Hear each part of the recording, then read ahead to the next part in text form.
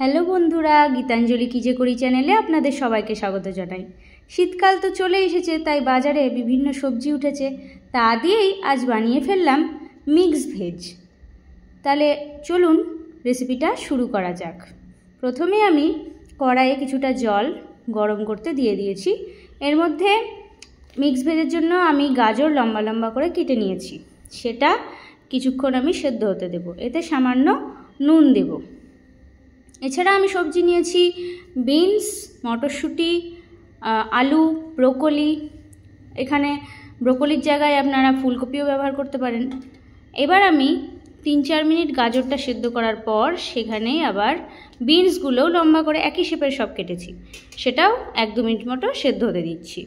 এটাও হয়ে এসেছে। এবার কিছুটা মটরশুঁটি, সেটাও আমি 1 মিনিট মতো সেদ্ধ করে এই জল ঝরিয়ে এটা ঠান্ডা বরফ জলে রাখতে হবে। তো এখন তো জল এমনি ঠান্ডা বরফ, তাই বরফ দেওয়ার দরকার নেই, সেটাতে ডুবিয়ে রেখেছি যাতে ওখানেই রান্নার সবজিগুলোর প্রসেসিংটা থেমে যায়।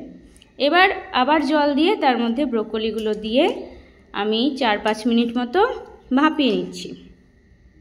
এগুলোরও জল ফেলে আমি ঠান্ডা জলে ধুয়ে রেখে দিলাম। এবার যে আলু কেটেছি আলুটা সেদ্ধ করে নিই, সেটা ভেজে নিচ্ছি। সামান্য নুন দিয়ে আমি ভেজে নিচ্ছি। আলুটা অপশনাল, চাইলে নাও দিতে পারেন। এর মধ্যে যে সেদ্ধ করা সবজিগুলো সেগুলো এখানে দিয়ে দিলাম। সেগুলো হালকা একটু নাড়াচাড়া করে ভেজে নিচ্ছি। আমার 60% কুক হয়ে গিয়েছে, বাকিটা হালকা ভাজলাম। সব তুলে রেখেছি। এবার আবার কড়াইয়ে তেল দিয়ে তাতে হলুদ আর নুন দিয়ে আমি ব্রোকলিটাও ভেজে নিয়েছি। একটু ভালো করেই ভাজতে হবে ব্রোকলিটা। সব ভেজে সবজি তুলে রাখলাম। এবার রান্নাটা শুরু করছি। এখানে আমি সাদা তেল দিয়েছি, তাতে 3টে শুকনো লঙ্কার ফোড়ন দিলাম, আর তেজপাতা আর গরম মশলা দেব। গরম মশলার মধ্যে এখানে আমি 2টো এলাচ ফাটিয়ে দিয়েছি। এখানে অন্য যে কোনো গরম মশলাই দেওয়া যেতে পারে। এছাড়া এখানে গোটা জিরের ফোড়নটা দিচ্ছি। এখানে আমি শাহজিরে আছে তাই শাহজিরে দিলাম, আপনারা এমনি গোটা জিরেই দিতে পারেন। সেটা দিয়েও একটু আমি ফোড়নটা সাঁতলে নিলাম। এবার আমি 3টে মিডিয়াম সাইজের পেঁয়াজ কুচিয়ে এখানে দিলাম। এর সাথে আমি 10-12 কোয়া রসুনও কুচিয়ে দিয়ে দিয়েছি, আর 1-2টো মতো কাঁচা লঙ্কা। এই পেঁয়াজ আমার ভাজা ভাজা হয়ে এসেছে। এবার আমি এখানে বড় চামচের 1 চামচ আদা বাটা দিচ্ছি। এটা দিয়ে হালকা করে একটু কষিয়ে নিচ্ছি। এটা একদম আমিষ রান্না, পেঁয়াজ রসুন আদা সব কিছু পড়ছে। এটা অবশ্যই একদিন বানান, ট্রাই করুন বাড়িতে। এই পর্যায়ে আপনারা আমি এখানে হলুদ দেব, আপনারা চাইলে লাল লঙ্কার গুঁড়োটাও ব্যবহার করতে পারেন, যেটার জন্য কালারটা খুব ভালো আসবে। আমি দিইনি, সেই জন্য আমি শুধুই হলুদ দিয়েছি। সেটা দিয়েই আমি একটু নাড়াচাড়া করে নিলাম। আর 1 চামচ মতো এখানে বাড়ির ভাজা আমার জিরে গুঁড়ো, সেটাও আমি এখানে দিচ্ছি।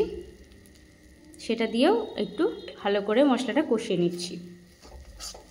আমি ঠিক যেভাবে করছি সেভাবেই বাড়িতে করার চেষ্টা করুন। এখানে টক দই আমি 2 চামচ মতো নিয়েছি, তাতে সামান্য নুন দিয়ে আমি ফেটিয়ে নিয়েছি।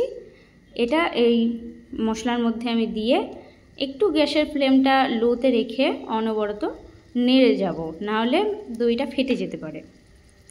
এখানে আপনারা যদি দই দিতে না চান তাহলে টমেটো দিতে পারেন, টমেটো পিউরি করেও দিতে পারেন, এমনি টমেটো কুচিয়েও আপনারা এখানে ব্যবহার করতে পারেন, তাতে কোনো অসুবিধা হবে না। এই যে মশলা আমার ভালো মতোই প্রায় কষানো হয়ে গেছে। এবার এর মধ্যে আমি স্বাদের জন্য সামান্য একটু চিনি দিচ্ছি, ওই 2-4 দানা মতো চিনি আর কি। সেটা দিয়েও আমি মিশিয়ে নিচ্ছি।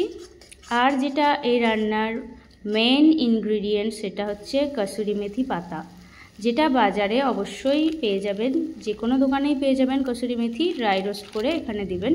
এটার জন্যই কিন্তু আসল টেস্ট, ফ্লেভার সব কিছু আসে এই রেসিপিটার জন্য স্পেশালি। এটা আপনারা কখনোই স্কিপ করবেন না, অবশ্যই কসুরি মেথি দেবেন পাতা ড্রাই রোস্ট করে।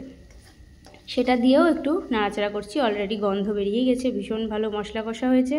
এবার এই সব ভেজে রাখা সবজিগুলো আমি এই কষানো মশলার মধ্যে দিয়ে হালকা হাতে একটু নাড়াচাড়া করে নেব।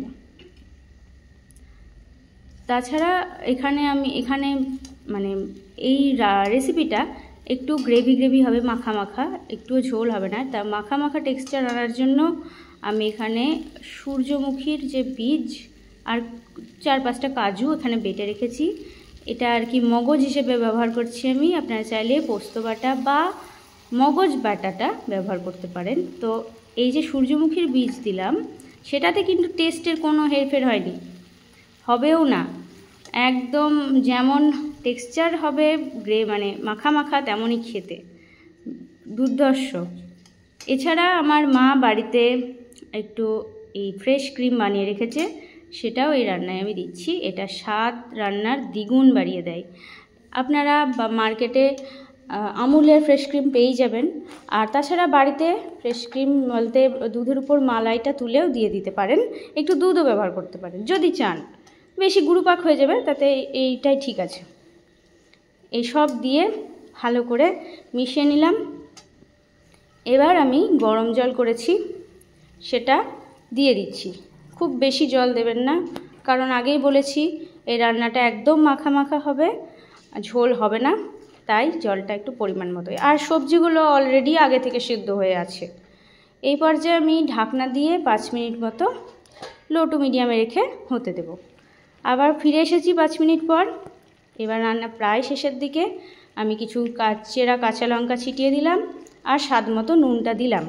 আগে আমি সবজি সেদ্ধর সময়, ভাজার সময় নুন দিয়েছি, আর এখন যতটুকু লাগবে তা দিলাম।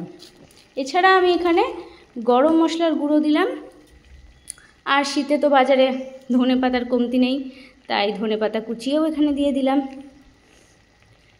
এবার এই সব কিছু ভালো করে মিশিয়ে নিচ্ছি। আমার রান্না প্রায় কমপ্লিট। এবার শেষে শুধু আমি সামান্য ঘি দিয়ে রান্নাটা শেষ করব। আপনারা বাটারও ব্যবহার করতে পারেন।